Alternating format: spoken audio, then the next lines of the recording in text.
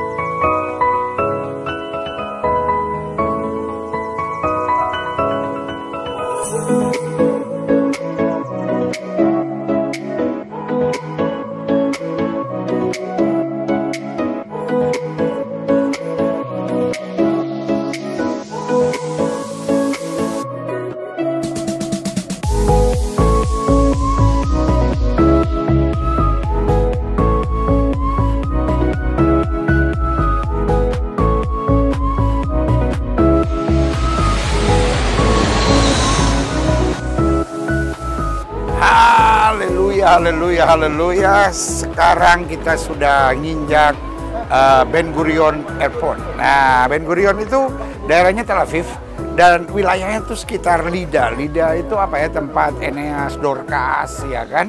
Tempat banyak mujizat. Dan di sini kalau kita belajar dalam Alkitab, lalu kemudian Petrus menuju ke Yope. Jadi di sini seru tempatnya. Nah, kita sekarang biasa persiapan semuanya, habis itu menuju ke imigrasi sampai ke bus langsung sampai makan siang, dan mulailah seluruh perjalanan kita di tanah perjanjian.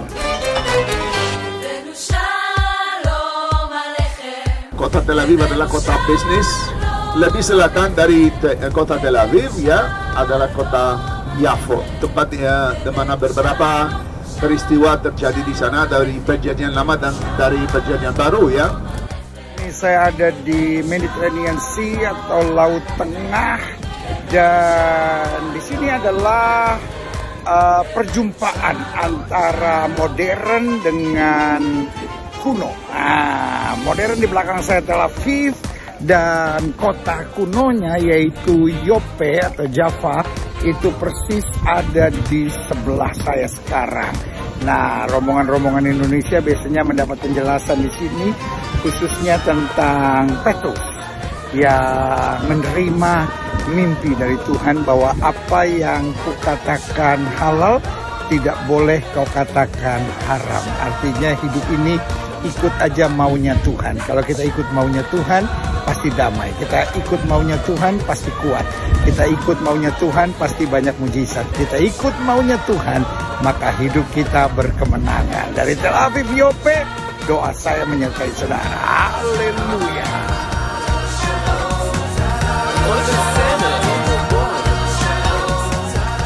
Saya sedang ada di aqueduct yang berumur sekitar 2000 tahun di Kaisarea. Dan menarik, disinilah Petrus membaptiskan Cornelius.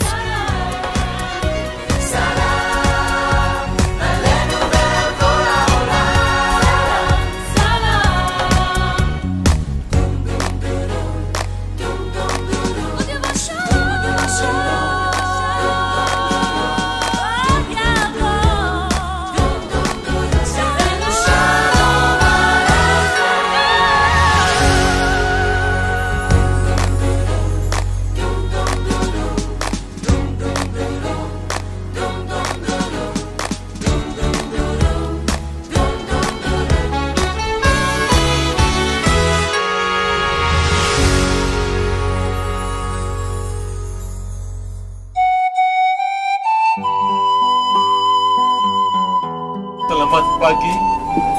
Ya, hari ini kita akan kelilingi Galilea, dan pagi ini kita menuju ke Danau Galilea, ke tempat mukjizat 5 roti 2 ikan.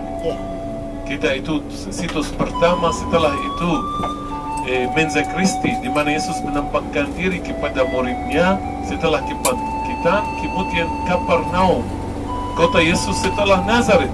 Kemudian kita naik perahu, dan hari ini Pastor Gilbert akan traktir Anda dengan ikan Petrus. Ya, Pastor.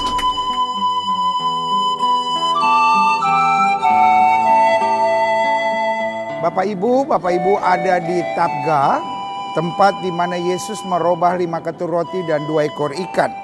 Di dalam retreat kita, judul retreat kita adalah See a Victory. Bahwa Tuhan menuntun kita untuk melihat kemenangan. Sama-sama bilang, saya pemenang. Bersyukur bukan hanya sekedar ya kalau bisa, tapi bersyukur itu wajib. Mau perasaan kita senang, mau perasaan kita nggak senang, kita harus bersyukur. Petrus kasih kabar hanya ada 5 ketur roti dan 2 ekor ikan. Petrus berkata, tapi apa artinya untuk orang sebanyak ini? Tapi Yesus mengambilnya dan mengucap syukur, mengucap berkat. Dengan kita bersyukur, kita itu memberkati. Dengan bersyukur kita imani bahwa kita adalah orang-orang yang diberkati. Praise the name of the Lord our God. Oh, praise His name. Dengan hati syukur, forever He, yeah, oh Lord, oh praise the name, oh praise the name. Tempat ini adalah tempat kebangkitan. Yesus cuma tanya sama Petrus, Simon anak Yohanes, adakah engkau mengasihi aku?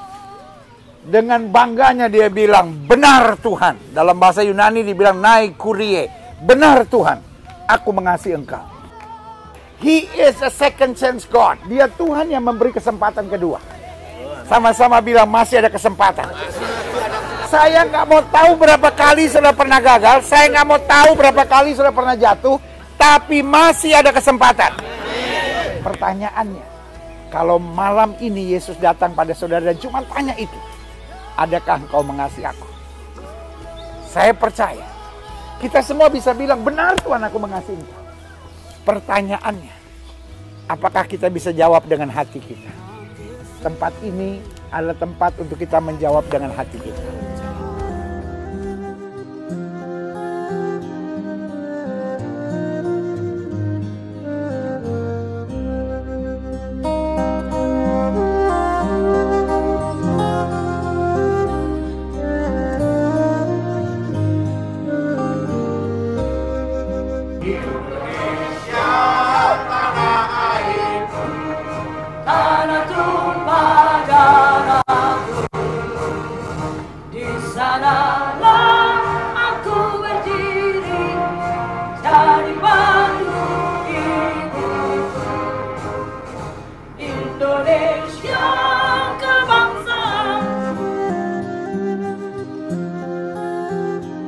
Saudara, ini adalah Danau Galilea, di mana kita tahu bahwa Tuhan Yesus melakukan banyak mujizat di sini. Saudara, kita boleh usia berapapun, kita boleh laki, boleh perempuan, kita boleh kaya, kita boleh ya biasa-biasa, kita semua tetap punya masalah.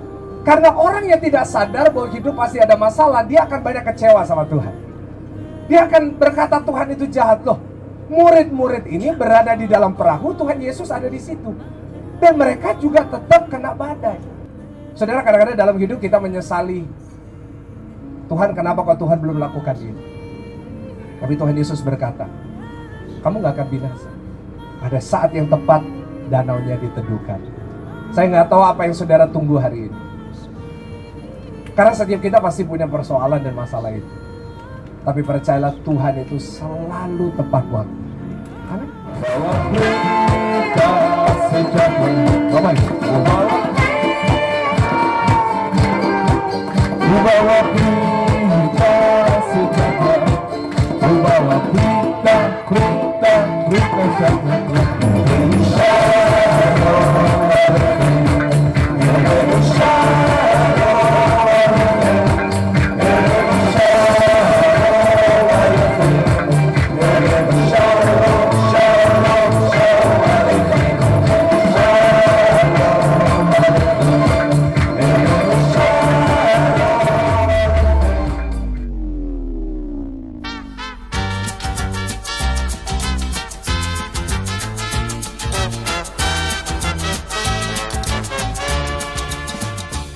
Yesus setelah ditolak oleh orang Nazaret, dia meninggalkan kota Nazaret, jalan kaki sampai ke sini.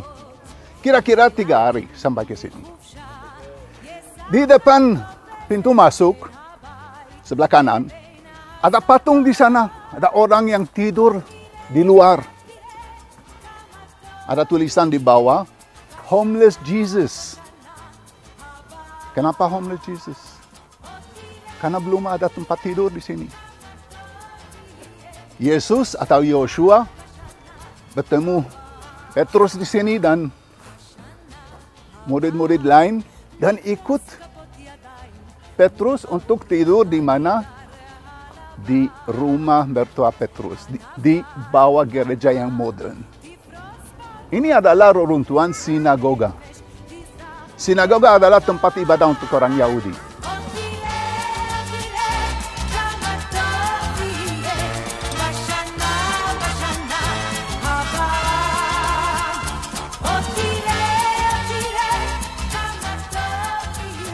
Ketika Yesus melihat orang banyak itu, naiklah ia ke atas bukit dan setelah ia duduk, datanglah murid-muridnya kepadanya.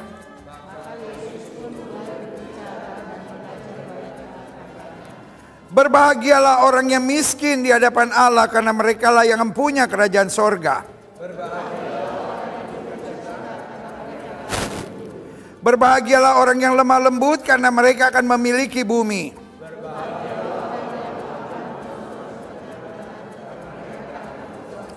Berbahagialah orang yang murah hatinya, karena mereka akan beroleh kemurahan.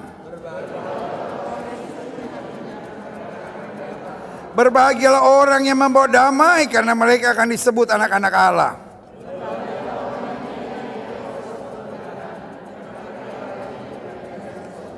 Berbahagialah kamu jika karena aku kamu dicela dan dianiaya dan kepadamu difitnahkan segala yang jahat.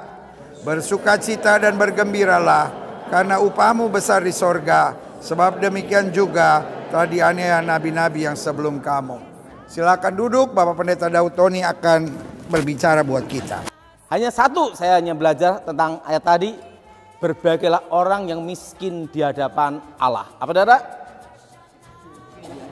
Nah, arti miskin di sini itu bukannya saudara jam rolek dibuang semua jadi gelandangan, bukan saudara. Tetapi hidup yang perlu sama Tuhan. Apa saudara? Hidup apa saudara? Orang kalau miskin itu merasa perlu dikasihani, perlu ditolong, perlu dibimbing, betul? Nah, dalam hidup kita, Tuhan tuh ingin kita merasa perlu Dia. Kita perlu pertolongan Tuhan, kita perlu cara Tuhan bekerja, kita perlu belas kasihan Tuhan.